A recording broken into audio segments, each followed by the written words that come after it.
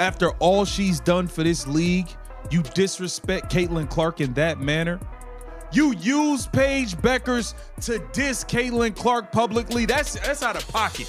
That's out of pocket.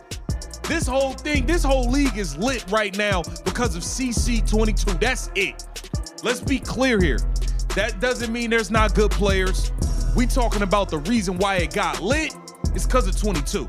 It's because of 22. Caitlin Clark, the rookie who literally changed the entire business of the WNBA, finds out she's Rookie of the Year through a speakerphone. No cameras, no stage, no spotlight, just her teammates at practice and a coach holding up a phone. That was it. The league's biggest star reduced to a phone call. The story is the difference in how the WNBA has decided to deliver this news and present this versus the fact that I don't remember them doing much of anything for Caitlin Clark, who had a better rookie year. Now fast forward 1 year. Paige Bueckers is walking through a spirit tunnel with TV cameras rolling, music blasting, and balloons in the air. The commissioner herself, Kathy Engelbert, steps on stage with a huge smile, trophy in hand, presenting it live on national television. Same award. Two totally different stories. Just have somebody that wants to say a couple things really quick. So hi, Coach Sides. This is WNBA Commissioner Kathy Engelbert. Do we have the team all together? Hello. Yes, ma'am. What a record-breaking season for you and the entire team, full of outstanding performances. Thanks. Congratulations, Caitlin. You are the 2024 Kia WNBA Rookie of the Year.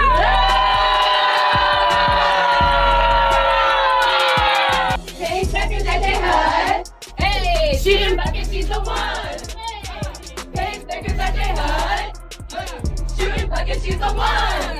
Ooh. Hey, second that they had. Hey, shooting bucket, she's the one. Hey, second that they had. Shooting bucket, she's the one.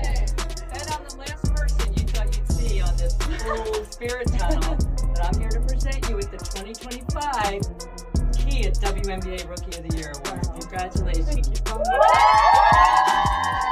The difference almost feels like two different leagues. Clark wasn't just a rookie, she was the rookie who single-handedly turned Indiana into a draw again. Fever home games sold out with over 17,000 fans in the building. TV ratings spiked more than 20%. Merch flew off shelves. Clark wasn't hype, she was revenue. Real dollars, real growth, and yet, the way her Rookie of the Year announcement was handled, forgettable, bland. A moment that should have been iconic reduced to a scratchy phone call on speaker. Make no mistake about it, millions of views, viewership, ratings through the roof. Everybody's on PJs now because of her. The sellout show, sellout games, every arena, home and away.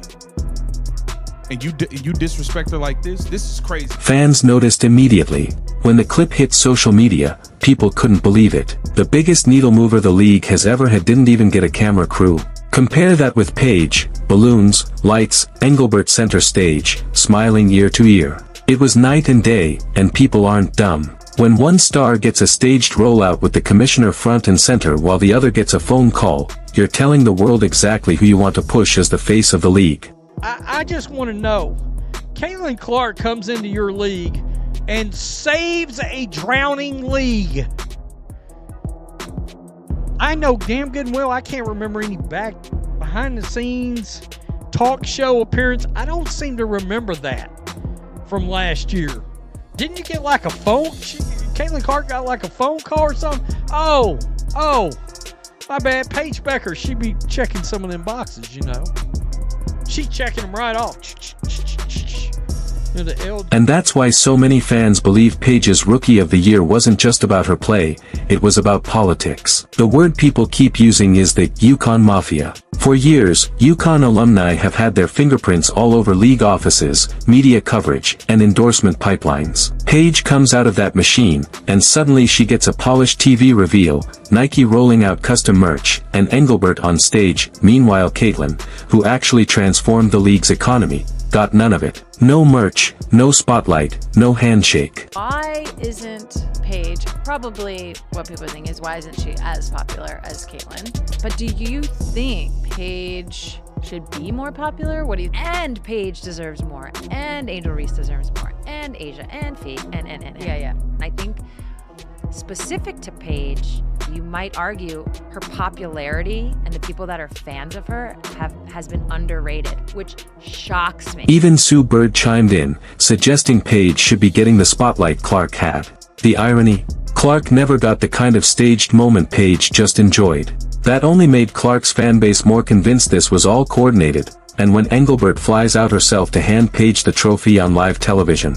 Yeah, the optics couldn't be louder. Paige Bueckers winning Rookie of the Year, but no, it was not unanimous, and yes, more people voted for the runner-up than last year. The voting made it worse. Paige won 70 of 72 votes, on a team that went 10-34. That's the worst record ever for a Rookie of the Year. No NBA or WNBA player in history has ever done that. Caitlin Clark, the Indiana Fever, made the WNBA playoffs last year, correct?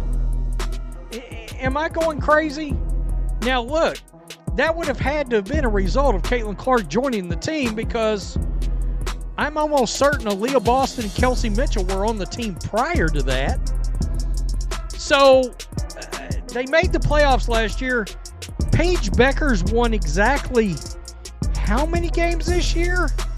Did she win 10 games? I think she won 10 games this year. Contrast that with Clark, who just a year earlier dragged Indiana out of the basement with 20 wins and a playoff berth for the first time in nearly a decade. She didn't just put up numbers, she elevated everyone around her. Boston became a defensive anchor, Hull carved out a 3-and-D role, Mitchell thrived without double teams every possession. That's the definition of impact. Paige's stat line. Strong numbers, no doubt. 19 points, 5 assists, 4 rebounds on good efficiency. But what did it lead to? No playoff chase, no growth, no buzz. The Wings were exactly where they started, irrelevant. Is Paige a good basketball player? Absolutely. But we saw the drastic dip in her numbers when she was actually guarded by the opposing teams of the WNBA. We saw the type of basketball she was not able to deliver when she was actually being guarded. Again, I don't have any animosity towards Paige Bueckers. My issue is with the WNBA in its entirety. My issue is with their plan to erase Caitlin Clark, to act like Caitlin Clark doesn't mean anything to the WNBA. And all of a sudden, Paige Bueckers, because of who Paige Bueckers is in a relationship with, she is now allowed and encouraged and supported to be the savior of the WNBA. Meanwhile, Sonia Citron, the real runner-up, played every game, averaged 15 a night, led the entire league in three-point shooting at 44.5%, and gave Washington real value.